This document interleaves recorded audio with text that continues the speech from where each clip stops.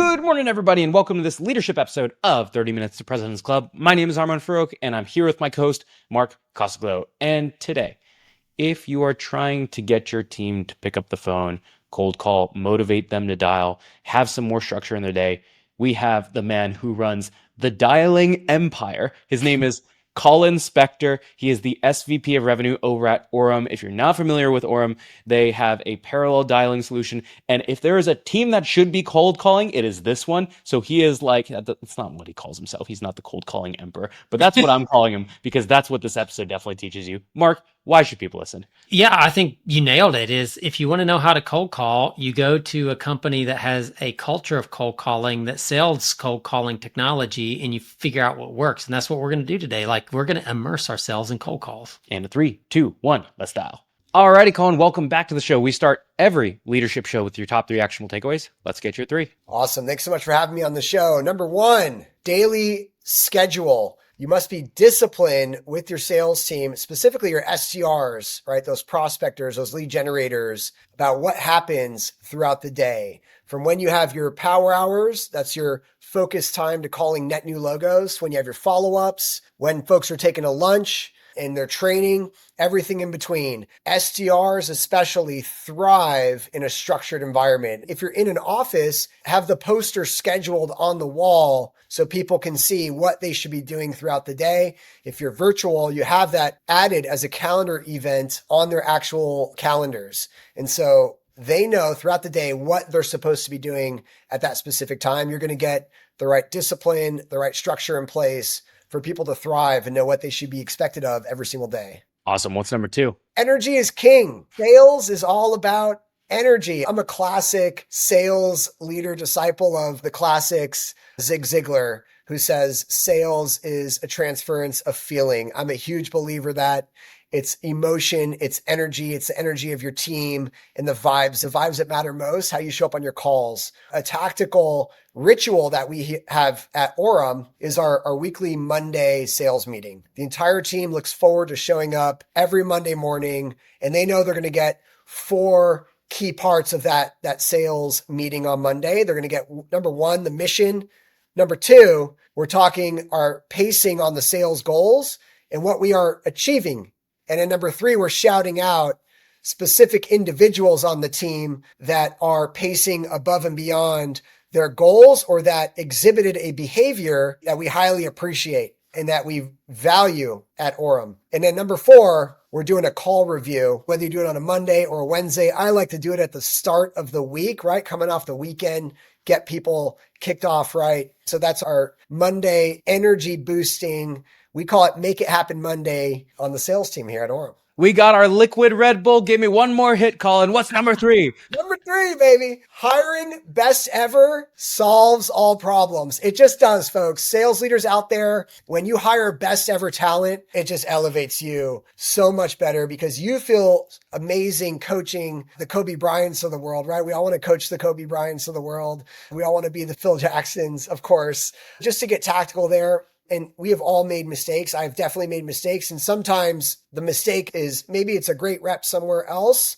but not here. But here's the tactical takeaway when it comes to hiring best ever talent. If you're rating folks, we rate them. If you're in a position of saying, yeah, they're good enough, that's a no. It has to be best ever. It's like, wow, this person's best ever. This person is going to come in and set a new standard here. Your top people are going to thrive bringing this person in because they're going to be chasing them on the leaderboard. They are going to uplift everyone else in this team. And that type of performance is contagious. That type of culture is contagious. One of the things that I found, I think is like one of these fundamental truths of sales is what you said earlier.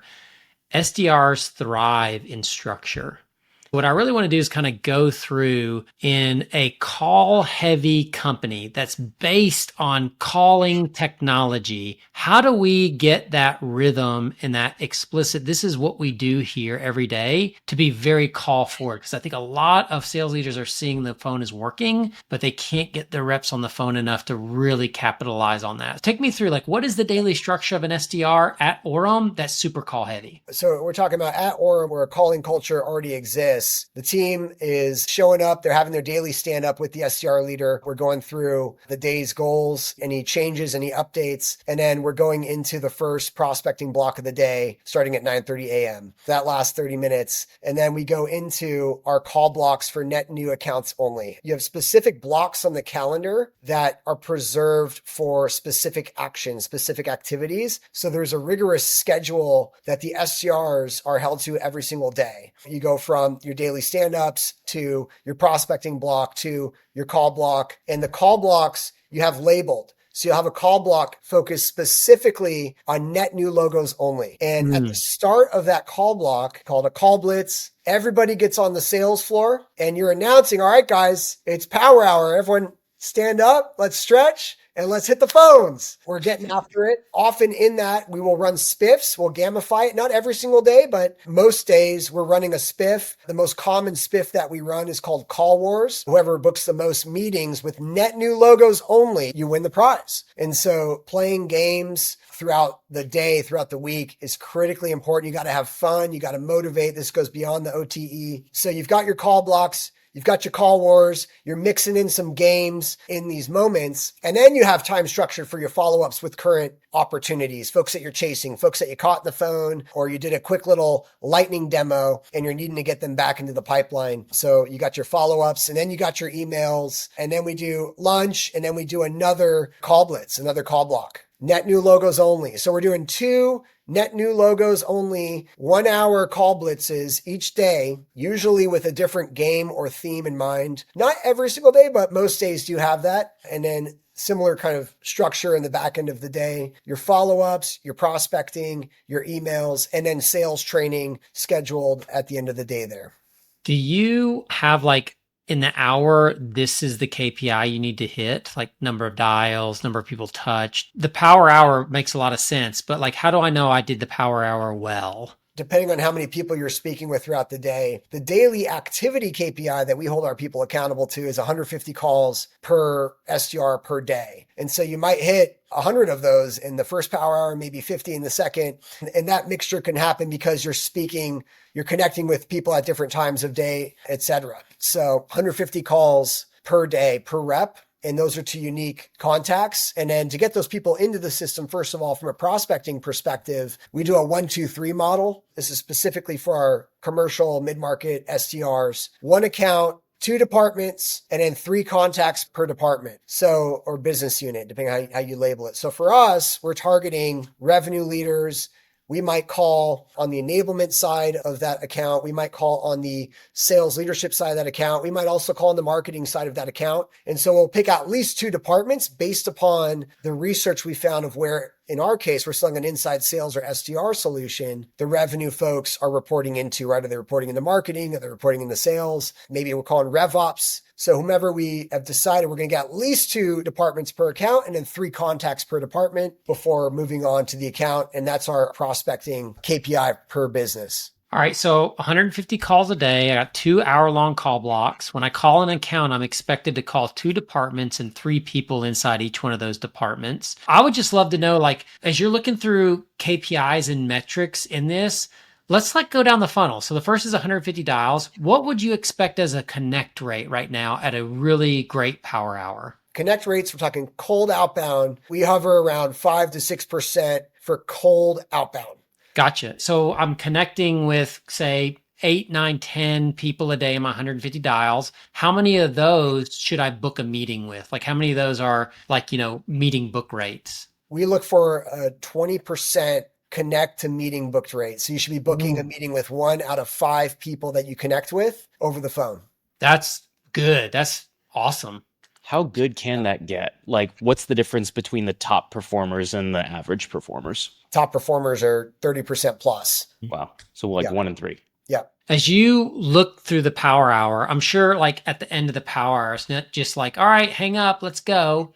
how do you wind this thing up so that people are like, oh, Colin booked 7 meetings, Armand booked 0 meetings, Mark booked 0 meetings, Energy is contagious, right? You're on the sales floor, you're watching the scoreboard. And that's the other thing. You need to have some dashboards in front of your sales leaders. Maybe it's a Salesforce dashboard. If you're using Orum, you have the Orum dashboard refreshing. And so people are seeing their live calling stats on the sale. So we created a virtual sales floor. We're a remote company. If you're in office, you should have screens up with your dashboard hooked in there, and people can see how they're showing up. And that's the competitive nature that drives people to keep pushing to book that next meeting. At the end of the power hour, we're going through a summary of the results. Okay, great. Power hour's over. People are wrapping up their calls. And then our SDR leader, I used to personally run these. My SDR leader's running most of these today, but I love getting on the floor. It's contagious. But we're summarizing all the results. We're going through, okay, who won call wars today? Who had the most meetings? Who had the most conversations?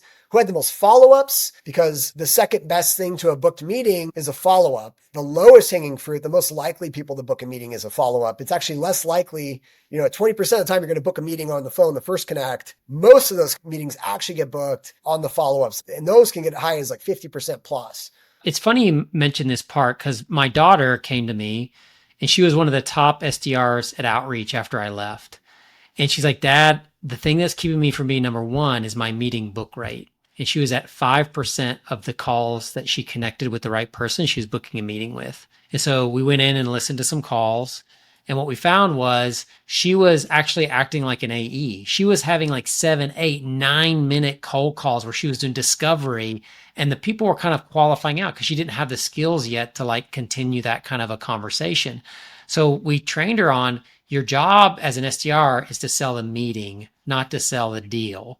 Now, this is in a probably a little more mature market. The Outreach was over $250 million at the time. We got her meeting book rate to be number one on the team. It was 13%. She really learned you got to look at these conversion metrics. If you're not looking at the conversion metrics, you don't know where to diagnose your problem.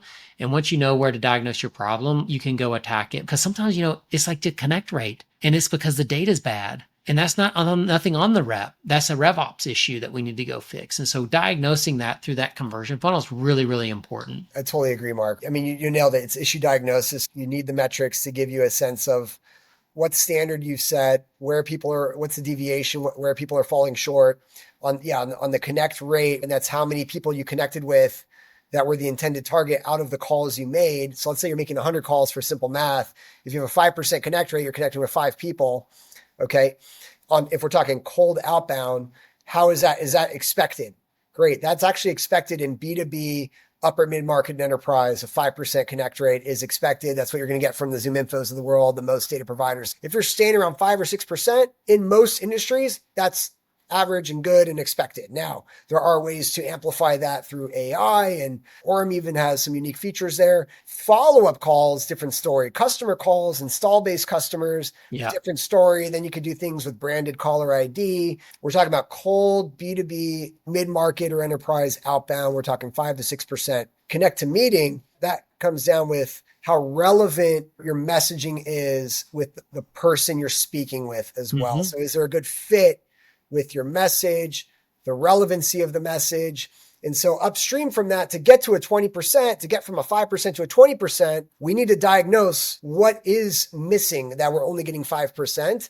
Is it the message? Is it the persona I'm targeting in the first place? Is it the timing? Am I calling people that are not in a cycle? Am I off cycle or off season from this industry?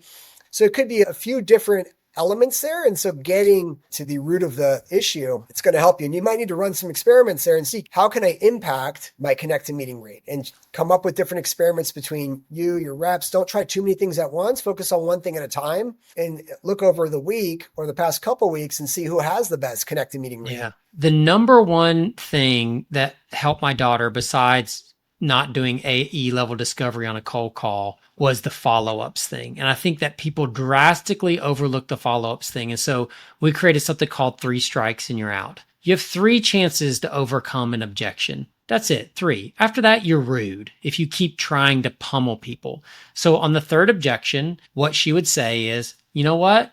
you're probably right. This wasn't a good time to do a cold call. But I tell you what, I'm going to stay in touch via email. And would you mind if I sent you an invite for 5 minutes in 30 days just to see if anything's changed? About a third of people would say yes.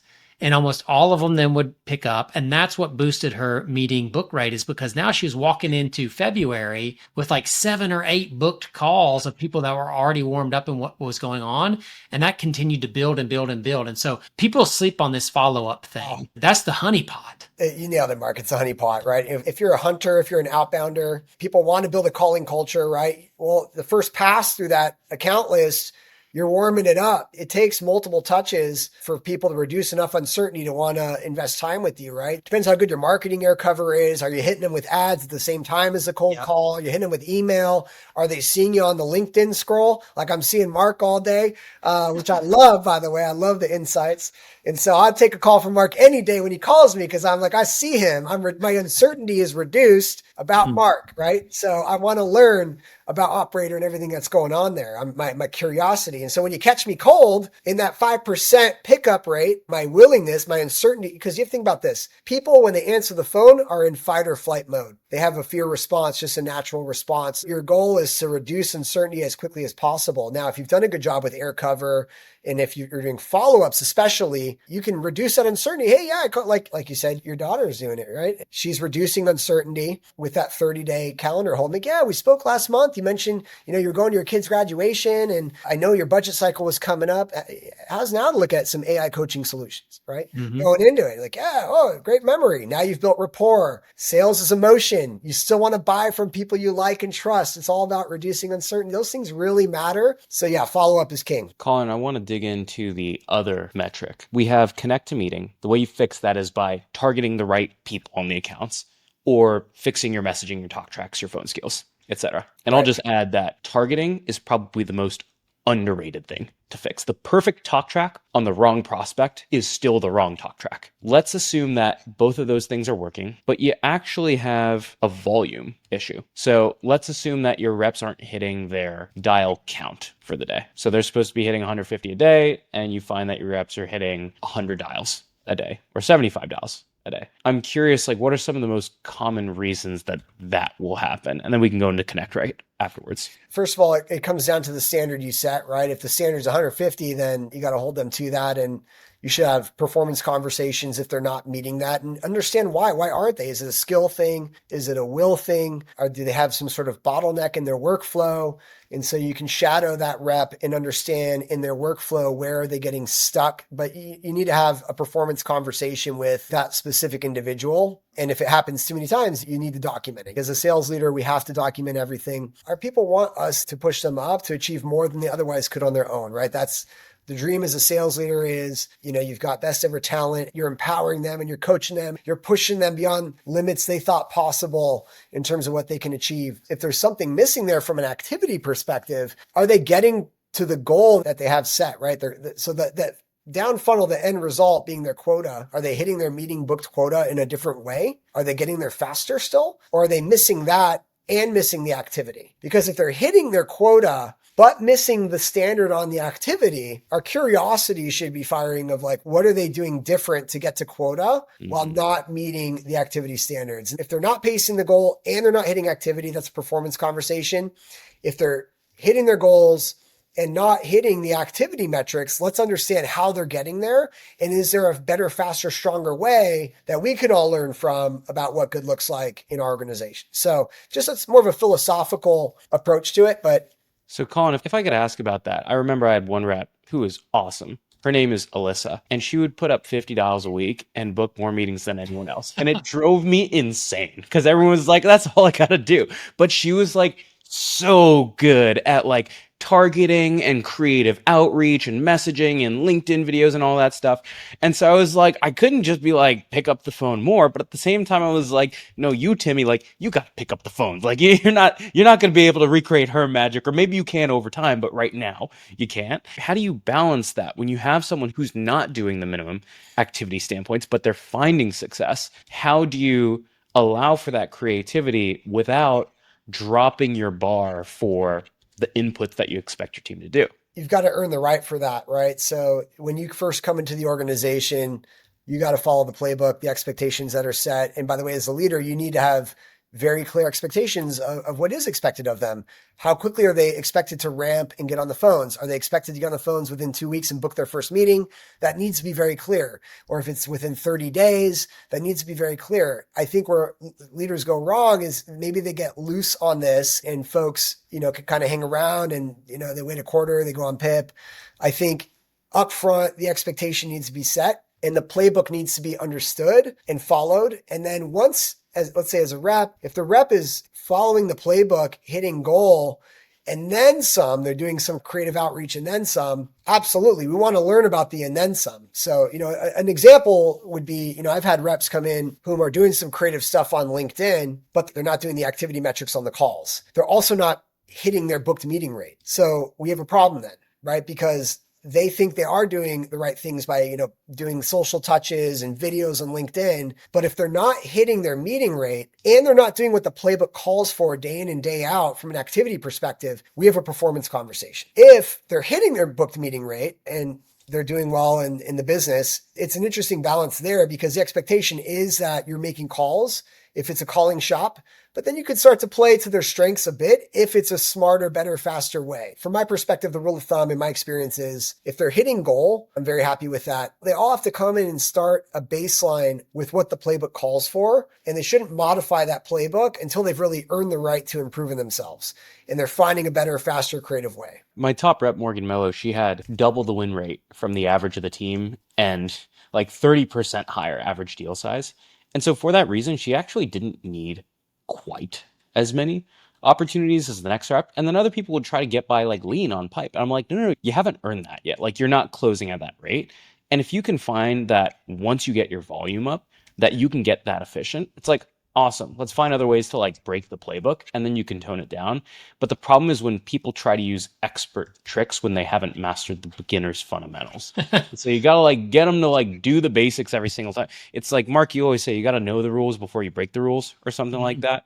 Yeah. And it's like, that's absolutely true too. I've got one other question for you, Sure. Which is when it comes to motivating sales teams, you're actually the first team that I've heard where both call blocks are full team call blocks, it sounds like. Is it true that everyone is dialing together for both of those call blocks and that is mandatory? Because I imagine there are a lot of teams being like, oh, some of my SDRs like to dial, in the bathroom and then at 11 versus 10. And then some of them like to go in a phone booth with their sort of alone. And like, I've seen all versions of that. And so I'm curious, like your rationale behind that and unpack it a little bit. I have a small team. My SDR team, I have 7 SDRs right now. So it's not a huge team. So it's very easy to get everybody in the room together and calling at these times. I think for your team, absolutely. If everybody's in the same office, 100%. You should have a poster on the wall with the schedule of when we're all calling together. I can't speak for every business, but if you're regionalized, you have reps working East Coast versus West Coast, right? There may be some nuances there, but the West Coast team all needs to be religious about their call blocks. The East Coast team all needs to be religious about their call blocks. And when the teams overlap, get them all calling together. And that energy is firing and contagious.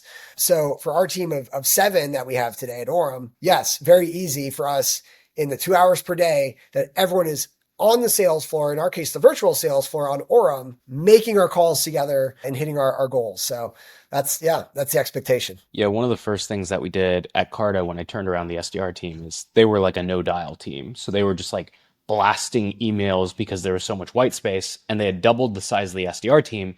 And eventually the TAM got pretty tight. And so we knew we were going to have to start calling down accounts, but no one wanted to make phone calls.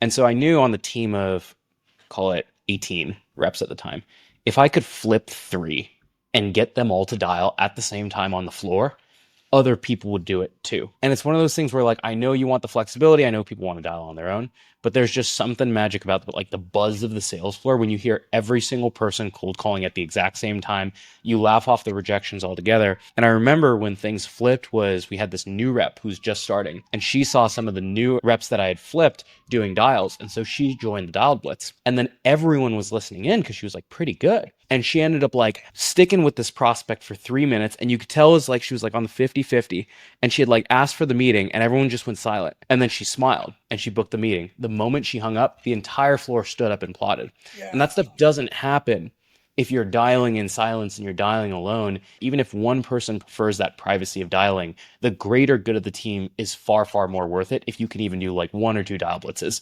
as a team per week. 100%. And there have been some psychological studies on this, like working shoulder to shoulder, even on a sales floor. And if you're virtual, you got to admit, emulate it as best you can. But there is something about people working shoulder to shoulder. In our software sales world, that's us in the sales pit, if we can get in an office, that psychologically motivates you and drives you. It is a team level effort. Yeah, you nailed it. For those in the audience that are looking to turn around or create a calling culture, Armand, you nailed a very tactical example. Getting a couple reps bought in, they're the spark, and they get the rest of the team to catch fire. Like when we come in, we do call transformations in businesses. We take them from email only shops to calling shops. That's one of the first things we do is we find a couple believers. Maybe they had called at a prior company. So you want to figure out where on the operational readiness scale that business is, that leader is, their data, their team, their script, their messaging. Let's say you've got some basic messaging. You've got, as everybody's got an info database. Most people just haven't mapped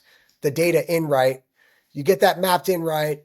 You get a good message. You get a couple people bought in. They're the spark. When they start catching fire, the rest of the team is going to take notice. Like, whoa, what's that gal drinking? What's that guy doing? So attitudes are contagious, especially on the sales floor. So yeah, no, big fan. Dude, amazing show again.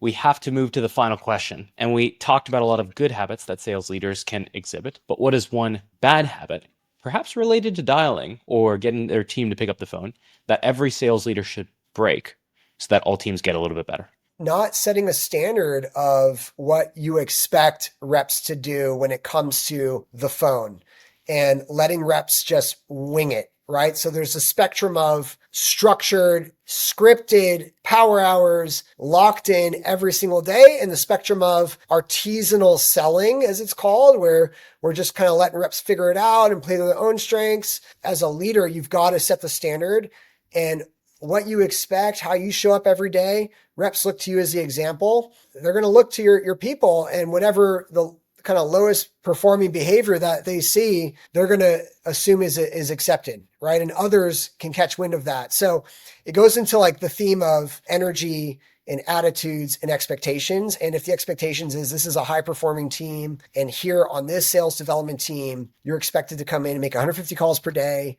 You're in the power hours focused on new accounts every single day in those 2 hours.